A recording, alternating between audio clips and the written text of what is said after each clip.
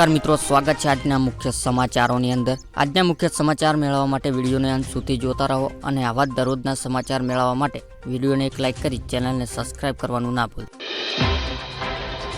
3 મહિનાનું recharge free જાણો એટલે કે સોશિયલ મીડિયા પર આવનાર નવા કેટલાક મેસેજો વિડીયો વાયરલ થતા હોય છે, જેમાંથી કેટલાક ક્રમમાં હોય છે। હાલ વોટ્સઅપ પર આવો એક જ મેસેજ વાયરલ થઈ રહ્યો છે, જેમાં પીએમ મોદી 3 મહિનાનું રિચાર્જ ફી આપી રહ્યા હોવાનો દાવો કરવામાં આવ્યો છે। જો કે આ દાવો ખોટો છે। પીઆઈબી એવો આ મેસેજને લઈને સમેતર લોકોને એલર્ટ કર્યું છે કે પીઆઈબી સોશિયલ મીડિયા એક્સ પર પોસ્ટ ફેક ગણાવી છે અને પોસ્ટમાં લખવામાં આવ્યું છે કે આ દાવો ફેક છે અને હાલ સરકાર આવી કોઈ સ્કીમ ચલાવી રહી નથી। ત્યારબાદના મહત્વના સમાચારની વાત કરવામાં આવે તો મોટી ભેટ મકાન બનાવવા માટે પૈસા એટલે કે ભારત સરકાર પીએમ વ્યવસાય યોજના 2.0 માટે ઓનલાઈન અરજી કરવાની પ્રક્રિયા શરૂ થઈ ગઈ છે। આ યોજના દ્વારા લોકોને કાયમી ઘર બનાવવા માટે 2.5 લાખ રૂપિયા નાણાકીય સહાય પૂરી પાડવામાં આવે છે, જે લાભાર્થીઓના બેંક ખાતામાં સીધી ટ્રાન્સફર કરવામાં આવે છે, જેની મદદ તેઓ પોતાના માટે કાયમી ઘર બનાવી શકે। આ યોજના લાભ લેવા માટે પાત્ર લાભાર્થીઓને પોતાના ઘરે જે મોબાઈલ ઉપયોગ કરીને ફોર્મ ભરી શકે છે।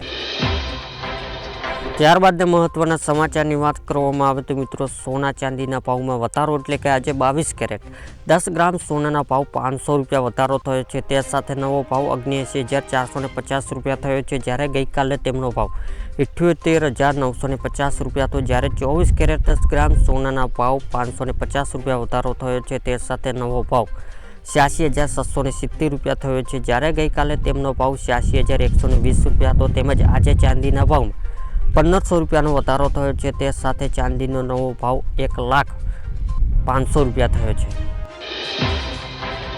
ત્યારબાદના મહત્વના સમાચારની વાત કરવામાં આવે તો મિત્રો, 2019 હપ્તો ખાતામાં એટલે કે 9.7 કરોડ વધુ પીએમ કિસાન લાભાર્થીઓને 19મો હપ્તો ટ્રાન્સફર માનવા પ્રધાનમંત્રી દ્વારા 9.7 કરોડથી વધુ પીએમ કિસાન લાભાર્થીઓના એક બટન દબાવીને 19મો હપ્તો ડિજિટલ ટ્રાન્સફર 24 ફેબ્રુઆરી 2025ના બપોરે 12:30 અત્યારે નોંધાવશે।